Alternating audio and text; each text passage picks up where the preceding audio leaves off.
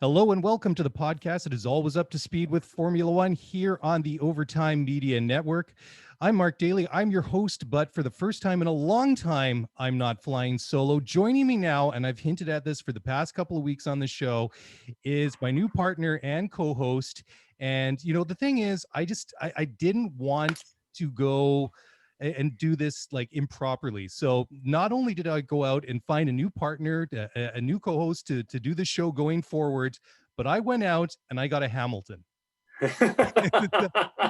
So and somewhere Lewis is sitting here knowing that there's a Hamilton on his favorite podcast. He's sitting here going, come on, bro, you can do this.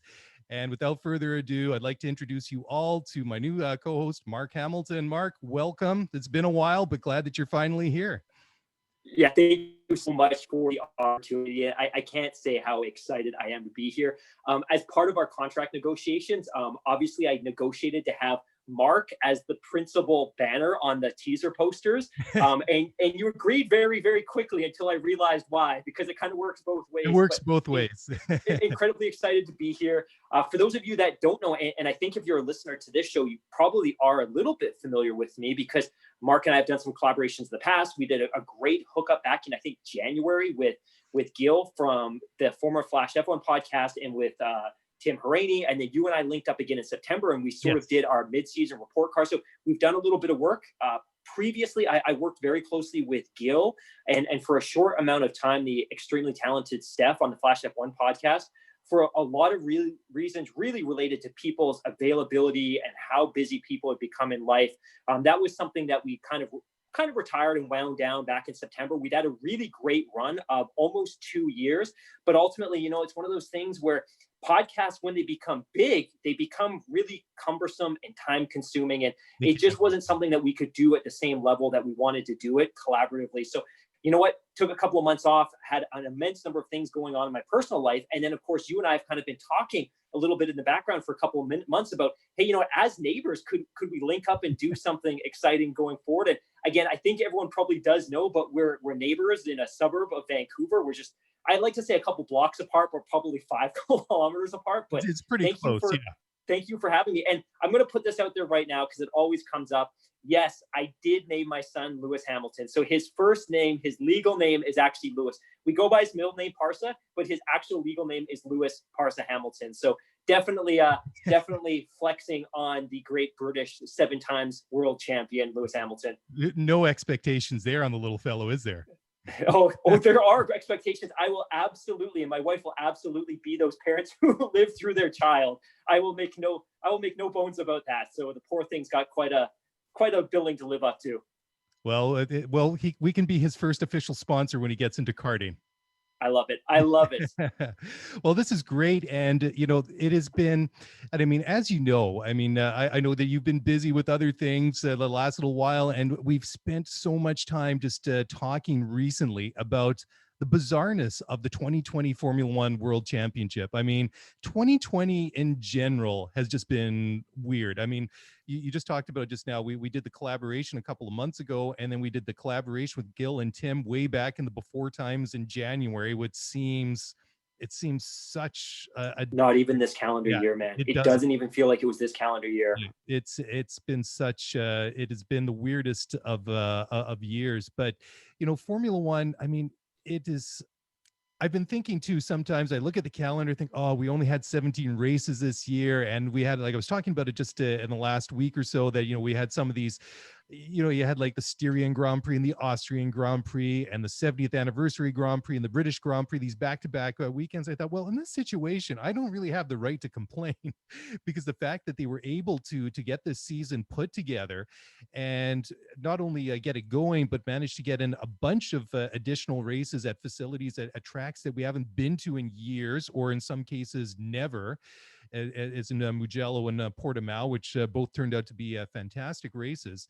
But it's hard to believe after all of that, all of these ups and downs and the questions, well, will the F1 bubble work, which it basically has done fairly successfully despite the, the sprinklings of COVID infections in the paddock here and there.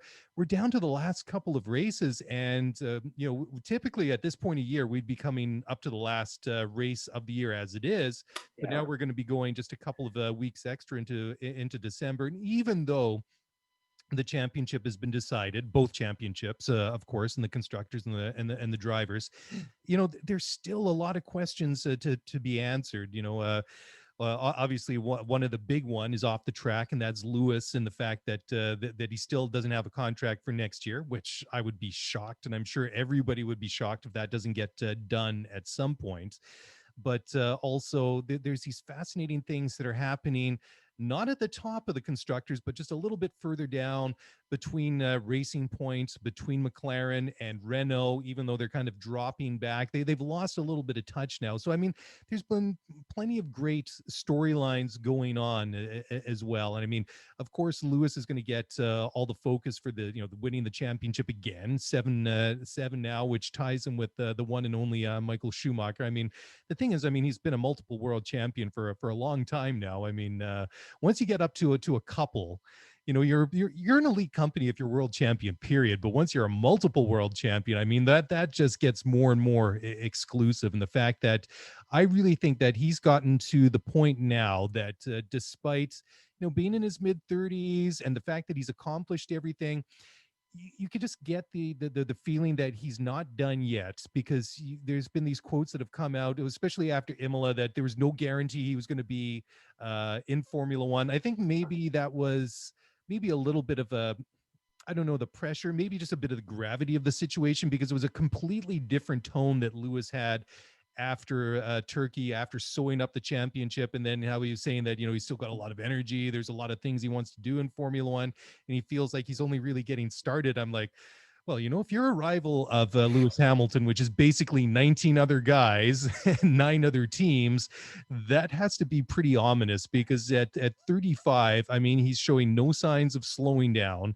I mean, there's nobody quicker over the course of a lap, a hot lap. I mean, he can still throw them down like nobody's business, and it's absolutely incredible. But just what are your thoughts on where Lewis is sitting right now, just in this bit of I don't want to say I guess he is kind of in an in-between area, but what are your thoughts on where that's going to go with his contract situation? I think one of the first things I want to comment on it, and you spoke right off the top to what a remarkable year 2020 has been from an F1 perspective. We went from a situation where, and again, this was earlier this calendar year, where we were all ready to go to race in Melbourne, right? Like, you flash back to March, that's where the season was starting, and it was quickly scuttled, and shortly after, the world began to fall apart in ways that I don't think any of us could ever have predicted.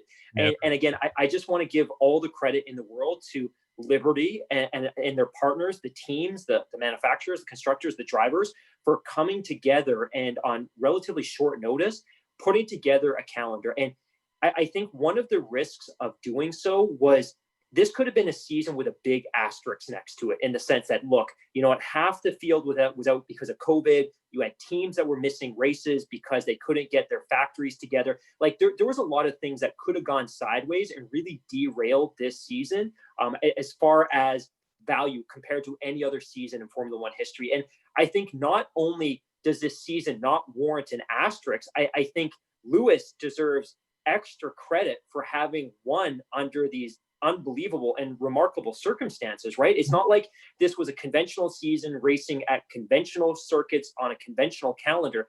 This was a compressed calendar in a global pandemic, racing at tracks that he and all the other drivers weren't familiar with. And despite all of these different hurdles, ultimately he still comes up on top, and he wins the driver's title, and Mercedes wins the constructor's title, and all the power to them. So I just want to clarify that I think this is a unique season, but not for the reasons that I think a lot of critics and skeptics may have expected it to be. This was a unique season because it was an incredibly big hill to climb, And I have nothing but praise to Mercedes and really all of the teams for being able to come out and compete every single season. And to your point, we had a sprinkle. We had obviously Sergio Perez had a couple of tough weeks because of the COVID infection.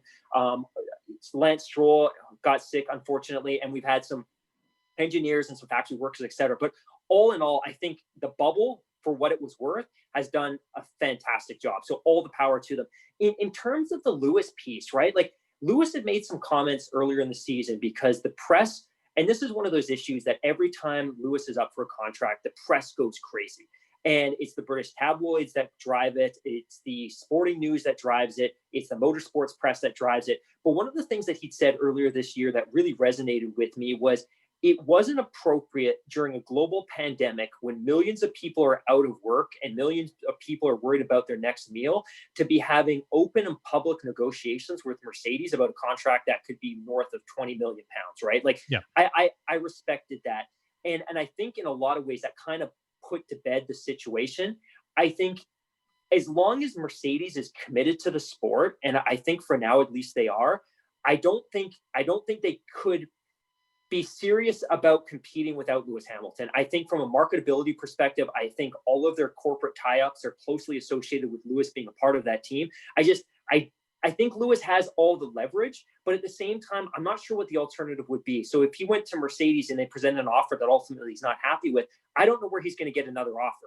It's not going to be with Ferrari, and I don't know what other team would have the money to necessarily kind of put in on the table for him, but I'm confident that this situation will be resolved if there's an issue at all. I think it's just a matter of how long that term would be. But that said, you made that great point about the fact that Lewis is now tied with the great Michael Schumacher with 7 drivers' titles. And I think that probably more than anything in the world motivates Lewis. Now, if he wins next year, I don't know how motivated he would be subsequent to that, because this is a driver who's very, very dynamic and has a world of interest. This is a guy who's passionate about music, we know, about film, about fashion. There's nothing suggesting that he doesn't tap out at that point as the greatest of all time and pursue some of his other interests, especially since next year, 2021, is going to be something of a hangover, because it's going to kind of be that hybrid year where we carry over a lot of the rules and a lot of the regulation. It's kind of the last shot to win with the current chassis, the current car. Going into 2022 is going to be very different. So I think for Hamilton, I think he's going to be fully motivated to come back in 2022 and compete, because I think that's the last really guaranteed shot that he has at a title. And there's nothing suggesting he doesn't come back in 2022. And Mercedes is a great package and they've adapted quickly. But I think we're going to see significantly more parity in 2022 Ford. And we're also going to see those massively heavier schedules, which he may also not be interested in. As a 35-year-old driver, do I want to be racing in 25 races a year? I don't know. But I think he'll be back next year. I don't think there'll be any question. I think the question is, if he wins next year, how motivated will he be to compete beyond that? Yeah, I've been tossing this one around in my mind the last little while as well over the past several weeks, as this discussion has kind of picked up a little bit of speed. And where I'm at with it right now is I'm fully expecting something like Lewis is going to re-sign a new contract with Mercedes sometime after the end of the year. And it's going to be something like 1 year in an option or 2 years in an option. Exactly. For 2021, maybe 2022 to get to try out the new the new spec cars and everything like that. And then maybe going into 2023, that's where I have like a little bit of difficulty in seeing Lewis sticking around. But just talking about that, Carlos Sainz said this week that he believes that there are very few of the current drivers in Formula One would be able to beat Lewis Hamilton in the same machinery. And I mean, I've talked about it quite a bit recently, that and we have too offline, of course, that's why Valtteri Bottas is the ideal teammate for him from Mercedes' point of view. I know that Jenson Button was saying recently that from a Formula One point of view, they need somebody better or a little bit more aggressive than or somebody that's going to push Lewis a little bit more than Valtteri. But I mean, from a Mercedes point of view, they've really got everything that they need. But I mean, Carlos really brings up a good point.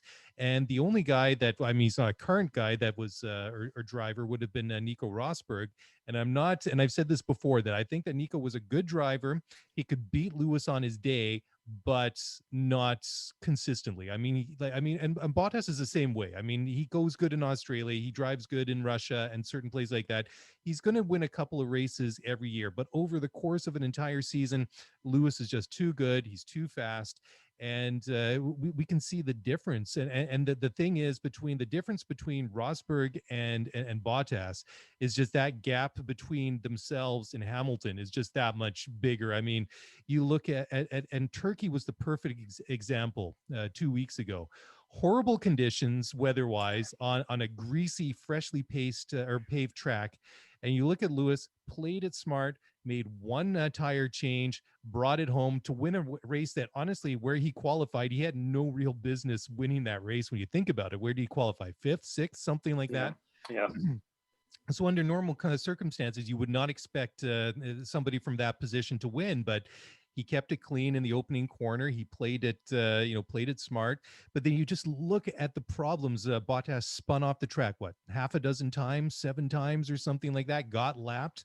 And this is a guy, and I know that there was some talk afterwards that there was damage on the car, but still, I mean, the even if there was damage on the car, was the gap that big between them? I mean, it was just, I think it was exaggerated, obviously, because of the conditions and the damage that that Bottas had on his own car. But it really kind of brought it home in stark reality, the difference between the two drivers. But certainly, I don't disagree with a single thing that Carlos Sainz had to say. Anyways, we're just going to take a quick break here on the Overtime Media Network. We'll just have a quick word from our sponsors. So don't go away. We'll be right back. All right. Well, welcome back to the show and welcome back to our viewer on YouTube. So this is a little bit of an experiment. So we're recording the video on this for the first time ever. So if we make reference to the video or like we're holding things up to the monitor, this should get posted to YouTube, to our YouTube channel, which has been neglected for a while. But there's also a very good chance that this is going to be a fail of epic proportion. We do have good intentions to post the video of this show, but there's no guarantees that that's the way that it's going to end up. But just before we move on to some of the current stories in Formula One this week, Mark, I just wanted to circle back. You touched on something just in the first segment there that I thought was really interesting, just about the way that that Formula One and Liberty were able to cobble together this this season. But there's one thing that kind of snuck in a little bit under the radar. I mean, it made the news at the time, but I don't, at least from my perspective, maybe it's just because of all the other things that have been going on, what with COVID and everything else that's been going on in the world this year, and specifically over the past several months. But not only do we have this season thrown together when it looked like it was going to be a complete wash after, we literally had bums in the seats in Melbourne. But not only that, we got a new Concord agreement. We got this cost cap put into place, and all these different things that were done on the back end, on the business side of Formula One. And I know I've mentioned this on the show over the years, and I come from, I just, maybe I'm just sort of stuck in times gone by, but I'm always, when it gets to this point of like the discussions for these sorts of things in Formula One, I always have to go back to the past, specifically more, I guess, when there was still more of old man Ferrari's mark on the team, even after he passed away. But it was always like the default thing or stance from Ferrari that like, it was almost like, no, we're going to break away. We're going to set up our own series, or we're just going to pull out of Formula One and that sort of thing.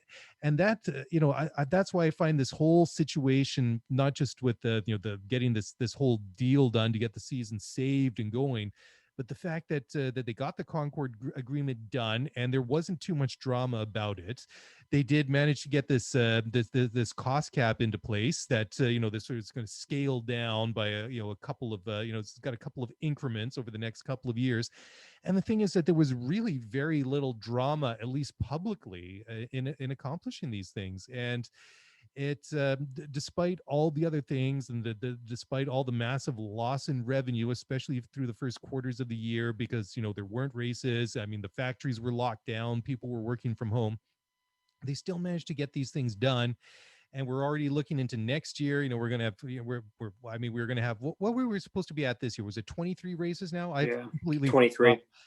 And that's why I think it's very interesting where the sport is positioned now at the end of 2020 compared to 6 months ago in the spring, and then all this talk about going to 24, 25 races, which of course is going to be a huge logistical challenge for the teams and for the drivers and everything like that. I mean, it's great for people like us that they get up on a Sunday morning or a Sunday afternoon, wherever the race is, or if you watch it again, on demand later on. I mean, it really is great to think, oh, we're going to have like basically half the weekends in our year sorted out, because we know we've got Formula One going from March to November or December, or however that works out. So that's really exciting to think that that's right around the corner.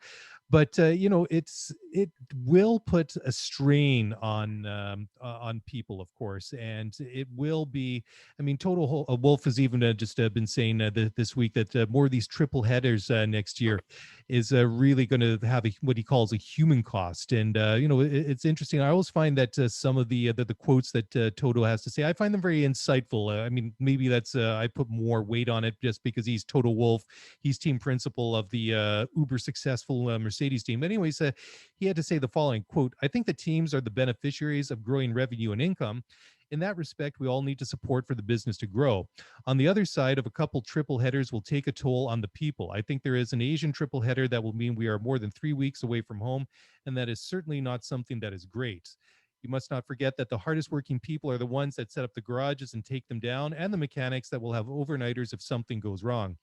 You need to question how long that is sustainable and whether you implement a different system by having a second crew that can take over these toughest roles. And this is something we are looking at the moment," end quote. So, I think that there's obviously, that's what really sort of stood out to me, because I was thinking, okay, well, obviously this is a huge logistical undertaking. Of course, there's going to be added stress and pressure to get these done. And that's why I was thinking myself, and that's why it stood out when he said he thought about implementing or having a second crew or more people being able to do that. And that's why I think it's interesting, because we have this cost cap coming in. I keep wondering, how is this going to work out, and especially because we all know that they have this set number, but there's an asterisk, there's a star beside that, because not everything's going to fall underneath this cost cap. So it'll be interesting once it gets implemented next year. Where are the loopholes, and especially when it comes to things like team personnel and these associated costs to go racing basically half the weekends out of the year. I think this is a great topic, and it's something that I've really watched feverishly for the past couple of years. And I think we really need to flash back to 2016, 2017, when the process of Liberty assuming ownership and really stewardship of Formula One got underway. At the end of the day, Liberty didn't buy the sport because they thought it was already operating at an optimal level economically. They saw that it had huge upside from a financial perspective. They bought the sport to maximize revenues and to maximize profitability. And I don't want to sound too cliche here. At the end of the day, they bought it for one of two reasons. One, because they wanted to have and enjoy the ongoing revenue stream associated with Formula One.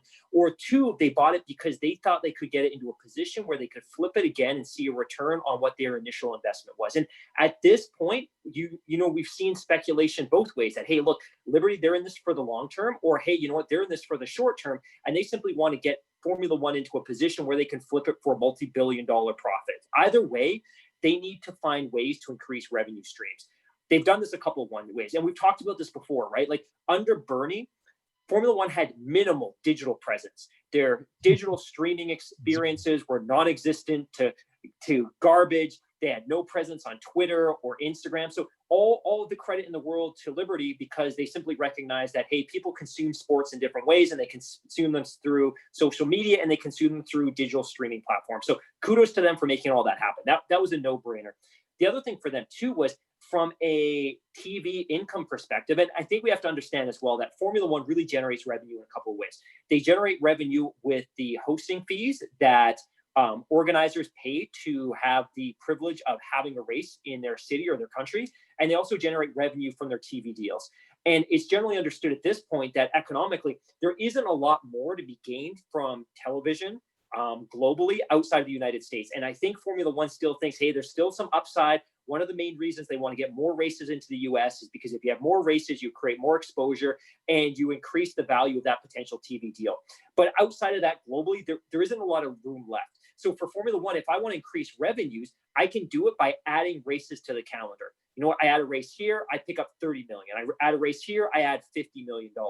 But ultimately, I don't have a lot of sympathy for the teams, because if they were concerned about a 23 or a 24 or a 25 race calendar, they had an opportunity to talk about this. And that was the most recent Concord agreement.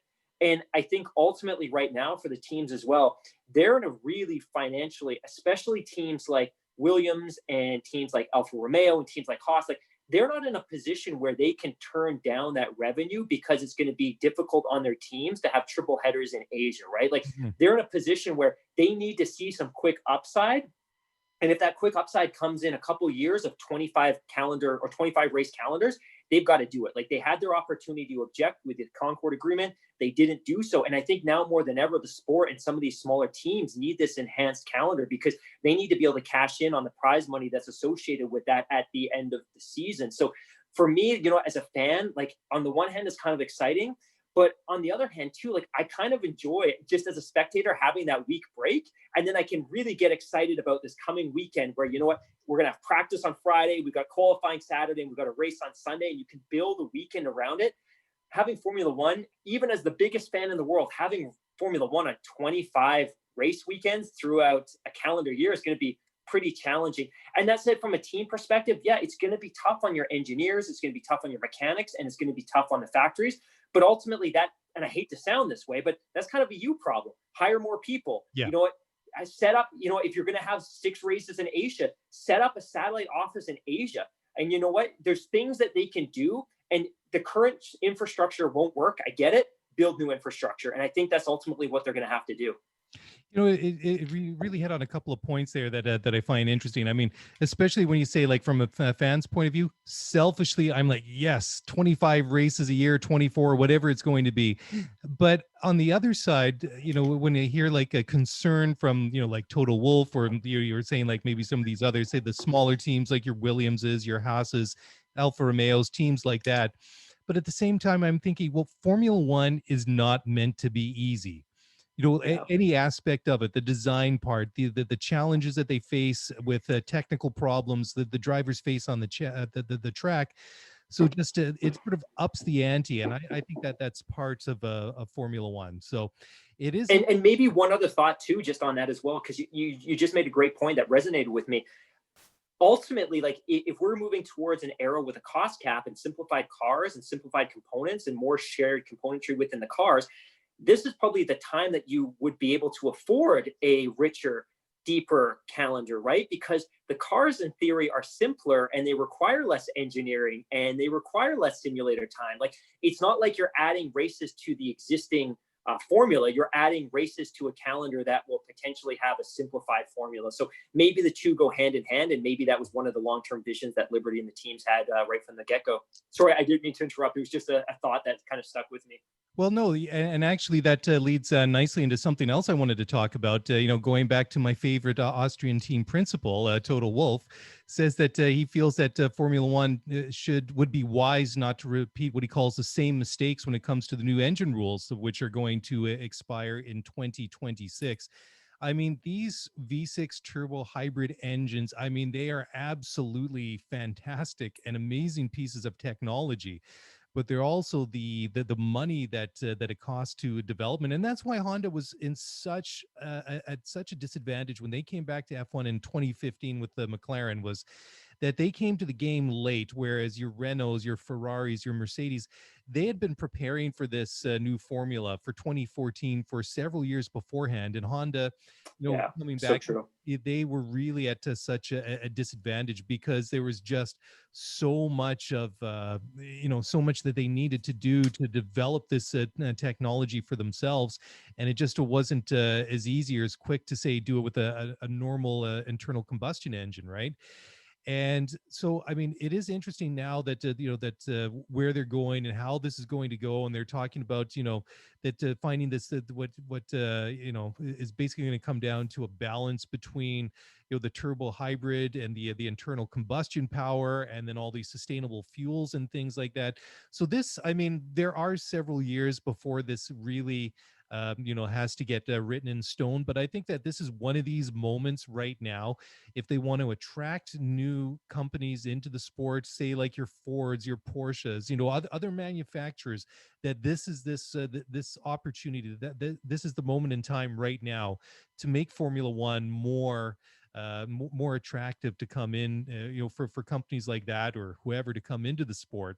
So this is something we're really going to have to take a look at. I mean, I think ultimately at some point, I think electrification will just be where everybody's going to end up at some points. But and as much as I've tried to enjoy Formula E, it just isn't there. And I know that it improves all the time, with the batteries and things like that. But I mean, Formula One, I still think you're going to need to keep Formula One what Formula One is at this point. I still think that this hybrid power seems the way to go, at least for the I guess for the short to medium term. Yeah. One of the questions I get quite often is, why don't more manufacturers get involved in the engine game? And it's specifically the reason that you just stated.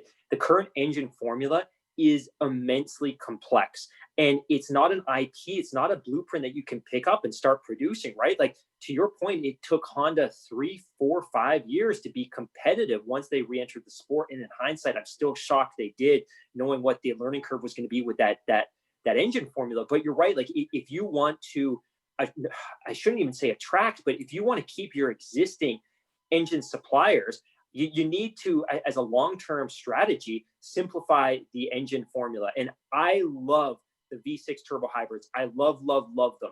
I actually really enjoy the sounds that they don't have quite the echo. They don't have the presence. You don't feel them in your spine when you're at a race in the same way that you would have with the V8s or the V10s or the V12s of years prior. But I really love the technical aspects of that formula, and I love the thermal efficiency. Those are things that get me excited. But I guarantee you, for 90% of the Formula One fans that show up on a race weekend, they're there because they're just going to cheer on a team they like or a driver they like. They don't really care what's under the hood. So I think one of the strategies for Formula One, to your point, is in the next 4 or 5 years, but really the next 2 years, because they need to start developing the new formula and starting to get the engines onto the test bench 4 years out, is they really need to determine what the next step is. And they need to be able to develop an engine that's sustainable, affordable, but also a formula that attracts and retains existing suppliers. Like, you can't afford to lose a Honda. Like, that's a blow to the sport, to be totally honest.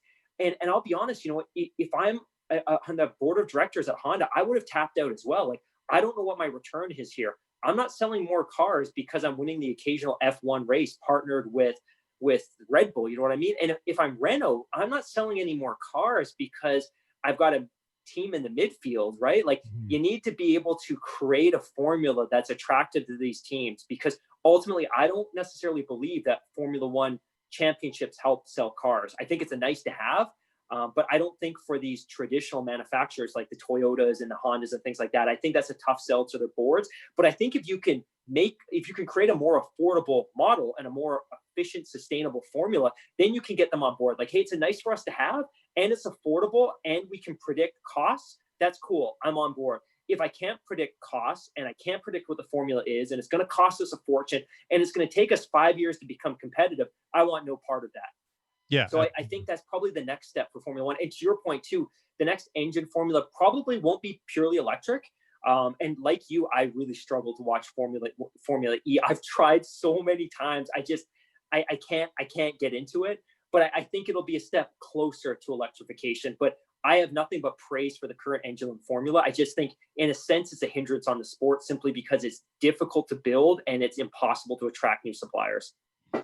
All right. Well, I don't disagree with anything that you said. And I've also just picked up that you're definitely not a win on Sunday, sell on a Monday type of guy. And we'll talk about this and all the latest news on the other side of the break here on the Overtime Media Network. So please don't go away. We'll be back in just a moment. Hey, give me 1 second. My phone battery's dying, so I'm just going to swap it real quick.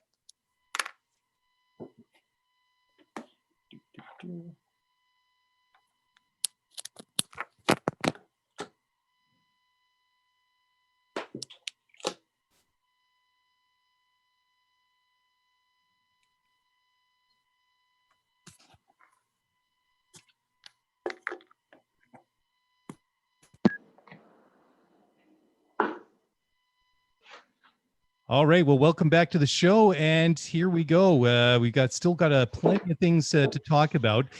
And well, just to stick with the change in formula, Max Verstappen says that, or he's dismissed suggestions basically that the new regs coming in 2022 are basically being put there to stop Mercedes dominating Formula One.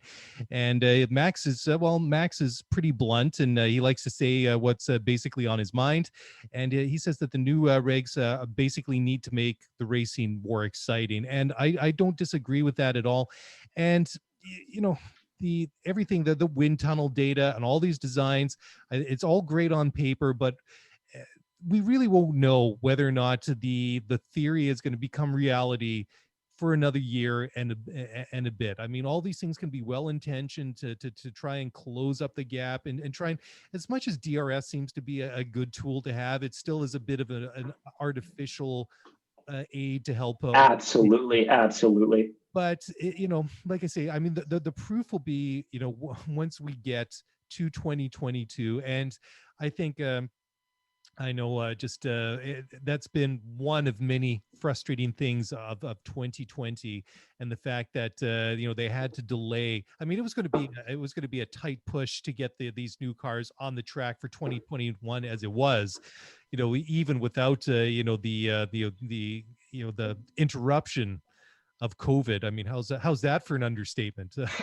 But so it really is fascinating. I mean, I think Max is really on the money there. I mean, it's one thing. I mean, and we've seen different things over time, like rules and other sports and other things to try and interrupt somebody's dominance of the sport, and artificial measures like that just don't work. I mean, I think that if they make the racing more exciting, it closes up the gaps between the cars and eliminates that the dirty air between them, then I think that's what we can hope for. But what are your thoughts on Max?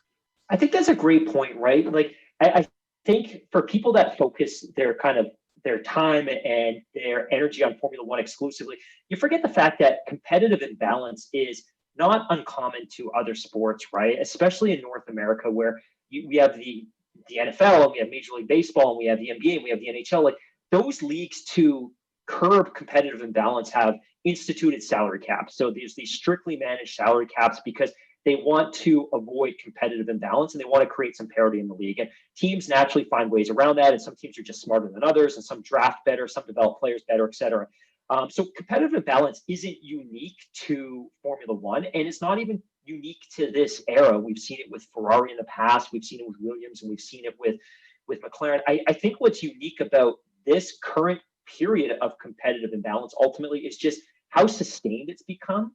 Like, we've really never seen a run of competitive imbalance that has been so long and so dominant. And, we're deep into year 7 now, and no team is any closer to catching Mercedes than they have been in any other year. In fact, you could argue that they're probably farther apart. So yeah, I absolutely agree with Max's points. And obviously he's not the first one that suggested this. I think people have been screaming for this since at least the beginning of 2015, when it was clear that Mercedes was going to win a second consecutive title. But I think the other thing too is, I really don't like I love your term, artificial measures. Like, I don't like DRS. And like, I embrace it because it is what it is, and it gives injects a little bit of excitement to the race, but it's hugely artificial. And like, I just like, what would that look like on the soccer field, right? Like, it's like blowing a whistle and the defense has to stand still for 3 seconds to give the offense of the other team the opportunity to get into a better position. Like, it's garbage when you think about it like that. And hopefully the sport gets to a point where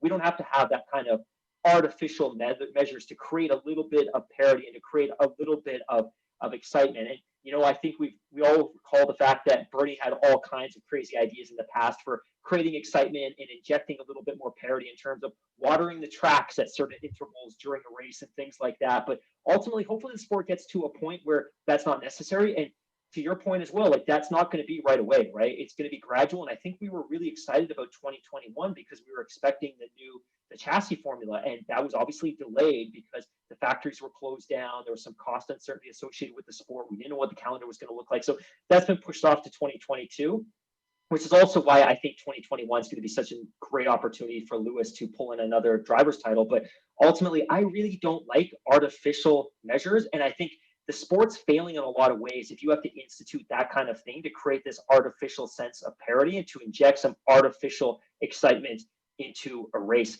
You know, if I was a driver and I lost a race on the last lap because somebody had DRS, despite the fact that I was in better position, I would be livid. Imagine a championship being decided because somebody got an overtake on DRS on the last lap. Like, it's just, we haven't experienced that, but it could be a reality. And then how do you tell your fans that that's how the championship's decided? So hopefully we get to a period in the sport where we can do away with that type of artificial measure, to your point. Yeah, and that's a big reason why I was against this whole idea of like this reverse grid qualifying, because we didn't see, Oh yeah. Yeah. we didn't see that work a couple of years ago when they had like this rolling cutoff. And I thought, well, you know, like this might be well intentioned, but you know, the thing is that very much like that rolling cutoff formula that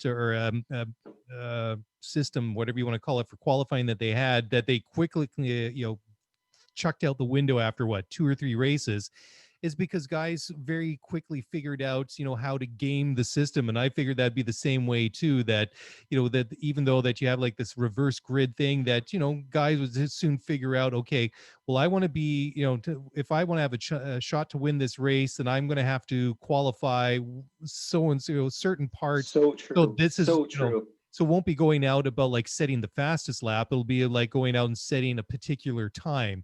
And of course, Yeah. you know, they can figure that out in their software. They go and give it over to the boffins and the nerds, and then they can come up with So something true. and figure out, okay, this is what we're expecting. This is what we think it's going to take to win the race, and you know, and go from there. But also just going back to like the cost cap and all these different things. The one thing that I, you know, I totally think that it's a good idea, especially going into like this you know, this post-COVID world, that obviously there's going to be a time of economic recovery after you know, once we start to get a handle on this thing and things start to go back to normal.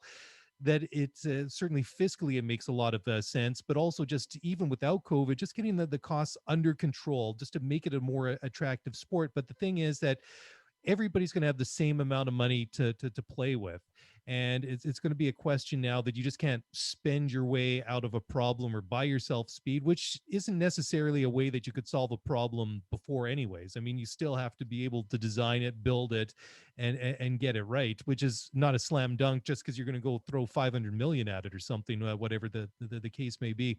I mean, what I'm really looking forward to is going into this cost cap era, is the teams that are going to be able to take these numbers and are going to be able to do more with less, be more flexible, be, you know, show a lot more ingenuity with it. But at the end of the day, a lot of people, if you're an engineer or you're a mechanic or whatever, I mean, people are still going to gravitate towards Ferrari. They're still going to gravitate towards Mercedes because they're the top dogs, and those are going to be the teams that have like all the glory and the prestige associated with them. That's no knock to the other teams in the sport, not by a long shot. But I mean, the point that I'm making is that I still think that they're going to attract the cream of the crop. And regardless, you know, say you're going to get 100,000 pounds in a salary being an engineer at Mercedes or whatever it is, or 100,000 pounds a year at Alfa Romeo. If you got those two offers on the table, I'm pretty sure I know which one I'm going to be accepting first, right? You know, and like I say, that's no knock against anybody else, but you know, that's just reality. Yeah. I think it's interesting to note as well that when you look at the geographical placement of these teams, obviously you hear that term Power Alley or Power Valley in the UK, where you have this corridor where 7 of the 10 Formula One teams are based. Yes. You do see a little bit of that today, where you see constant recruiting and constant purging of talent from one team to another. The one thing that I think is worth considering too is we talk about how beneficial the cost cap is going to be for some of these middle of the pack teams simply because, hey, you know what? I can only afford to spend X amount, and now the cap is effectively going to be at parity with what I can spend. That's great. But I think one of the things that hasn't been reported enough is that when it comes to Ferrari, Red Bull, and Mercedes, those teams are probably going to have to see fairly significant staffing reductions to get close to that cap, right?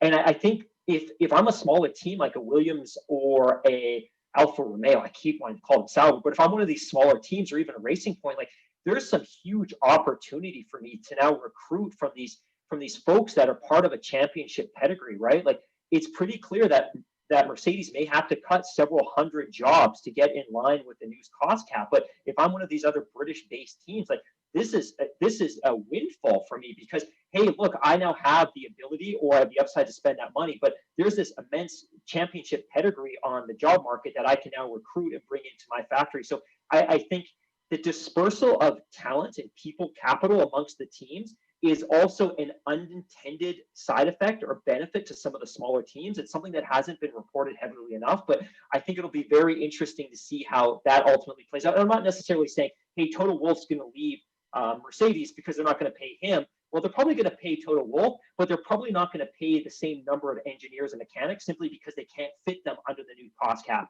And the other thing to consider too is one of the specific exclusions from the cost cap is driver salary. So I think teams will manage that very, very differently, but it will be very, very curious to see what type of criticism there is of certain types of drivers in this new world. It's always been very easy to criticize Michael Schumacher and to criticize Lewis Hamilton because they have the best car. But if they continue to be the best team simply because organizationally they're more sound and they have better processes and protocols and systems and things like that, I wonder if that level of criticism can continue. And I'm rambling at this point, but I think all of the points that you brought up were just really, really exciting. And it gets me amped up for 2021, but more so for 2022, because I can't wait to see how that plays out. Yeah, I certainly have a couple of thoughts on that, and I'll weigh in just in a moment here after we take our final break here on the Overtime Media Network. So don't go away. We'll be back in just a moment. All right. Well, welcome back to the show. We're here talking Formula One as we do every week, and we're talking about salary caps and cost caps. And that's definitely that I don't have one of those to show off on the camera here. Anyways, we were talking just you raised a couple of good points there, and this driver salary cap was something that was brought up, in. I guess it was, when did that come up? About a month, 6 weeks ago. Yeah. I think that's when it first came on the radar. And I think it's very, fascinating. Let's just put it out there that say they get, let's just throw out a sum of, say $25 million or 25 million euros, pounds, whatever it is. I think that, especially for the bigger teams, I think that, that might put an end to what we might see with a, I think there'd be more demarcation between your number one driver and your number two. I don't think we would see any sort of like your Prosts and Sennas, and maybe to a lesser extent your Hamiltons and your Rosbergs. There would be a very, I would say, a very distinct divide between your number one and your number two. I'm thinking very much like a Max Verstappen and an Alex Albon. I mean, there's a distinct divide between those two. But I just wanted to actually backpedal a little bit too, because you were just mentioning a little bit about you just hinted and mentioned Ferrari, but Mattia Binotto, the team principal at Ferrari, was just saying recently that what he says their recent upswing in form is actually encouraging for 2021. Now, yeah, I think so, but it is encouraging from their point of view that they seem to have stopped that, or even maybe reversed the slide, the plummet, the dive into the abyss that they went into this year. But, it's interesting because Mattia had to say, quote, "It's obviously very important for Ferrari doing well at the moment. We know that we've improved the car. And if you look at the last races, we have improved our position in the race. I think the car has become more consistent and the car has become a bit faster. So it's great at least to have those results, because I think it's great for next year. It's great looking ahead as well to the next races. I think that as well in terms of constructor positions, it's not the end of the championship, so it's encouraging," end quote. So a couple of things there.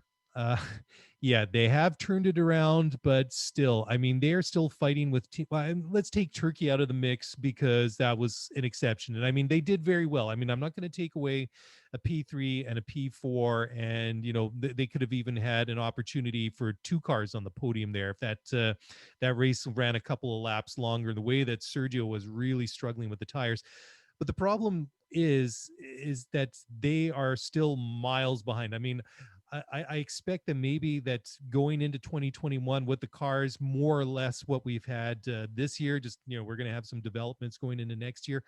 I think that they're still going to be at a disadvantage, obviously, to Mercedes. They might close the gap a little bit to Red Bull, but I just struggle to reconcile that they're going to, even though that they've improved in the last couple of races, which they have, they're going to need a big quantum leap forward in in the performance of that car to catch Red Bull and to catch Mercedes. And I really expect more of the same next year.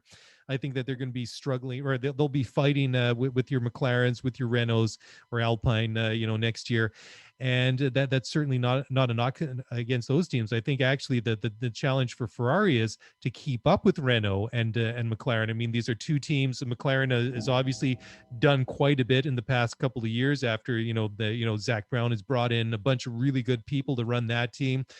Renault, they've kind of plateaued, but they've shown some good things this year. They've started to get back on track. So as much as Ferrari wants to be back up there and on the podium and winning races and championships, I'm I struggle to see that happening next year. I'm actually struggling to see that in 2022, and that's why I think they have a lot riding on what's not. I mean, if they can do well next year, I think that's obviously going to be welcome and a bonus. But I think there's a lot riding on their car for 2022. I think that that is going to be. It's obviously not going to be make or break, but there's a huge amount riding on it for them.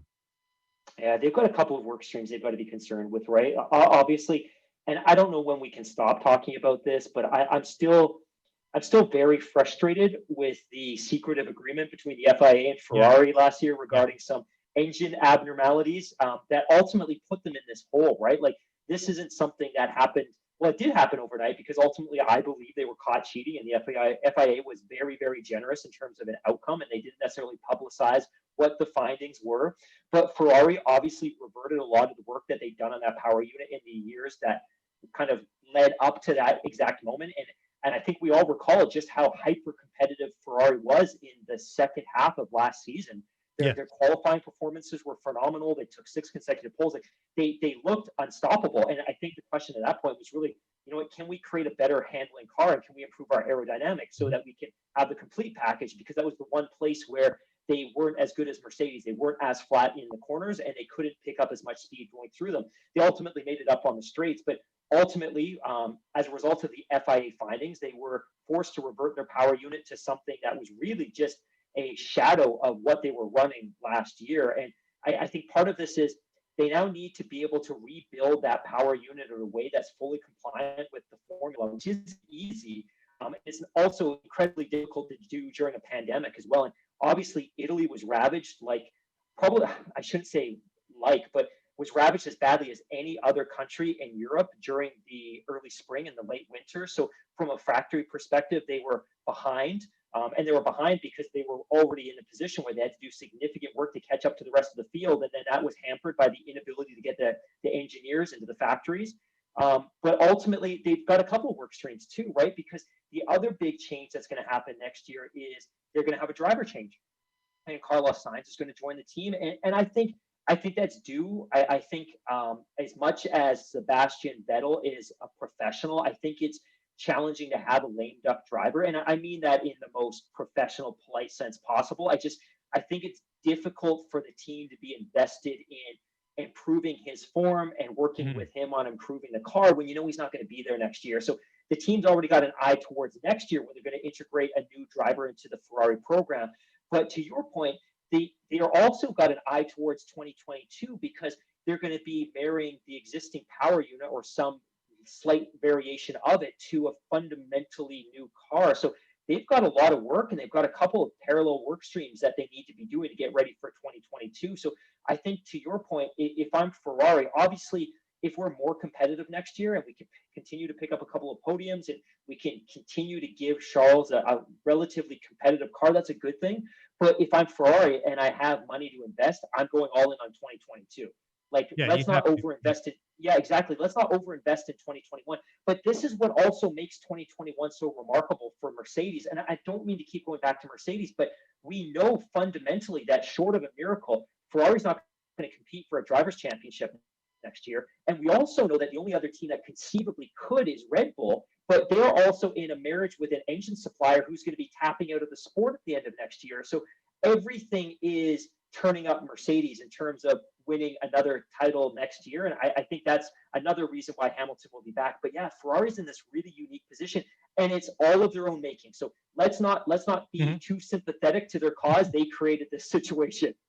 Well, absolutely too, and I think another interesting thing is too. It's just not only did we see Ferrari drop back through the field, but look at how the struggles of all other Ferrari powered teams like Haas and Alfa Romeo, how they've struggled as well. You know, and so that just goes to show you just I mean, I don't think that the chassis itself, the car itself, is great, but I mean, it's definitely they're struggling with two problems: a car that isn't as necessarily as good as the cars that they're competing, the teams they're competing against, and they have a a significantly weaker rubber band in the back of their car compared to their competitors. Absolutely, I couldn't agree more. Couldn't agree more. Yeah. Just before we wrap it up, Mark, we've got a very fascinating race coming up this weekend at the outer circuit at Bahrain, and this is one of these situations that like we've seen so many times this year. That I mean, obviously, we're going to predict that the guy that's going to be on the top step is in a black Mercedes. I mean, that just seems to be obvious, or maybe not obvious, but the logical conclusion. But it's going to be something fun to watch. And George Russell believes that the high speed outer circuit will be bonkers, in his own words, in an F1 car. I love it. I love it. It's going to be good because and that's the one thing that despite all the turmoil, despite all the uncertainty, and then some of the familiarity that we've had this year with the multiple races at same tracks, is just that these unexpected things. Like, I mean, Mugello was good, Portimao was good, Turkey was good. I mean, even though that the slippery circumstances, it threw a wrench into the works, and that's what made it interesting. And I'm really looking forward to see what's going to happen at Bahrain this weekend. And I like this is what I like too, is that they have the opportunity to configure the track differently for back-to-back weekends. And obviously, you don't really have that same option at the Red Bull Ring. You don't really have, well, you have that option at Silverstone, but it's not to the same effect. To race on the national circuit or whatever it is. So this is going to be really, really cool to watch. I can't wait. Yeah.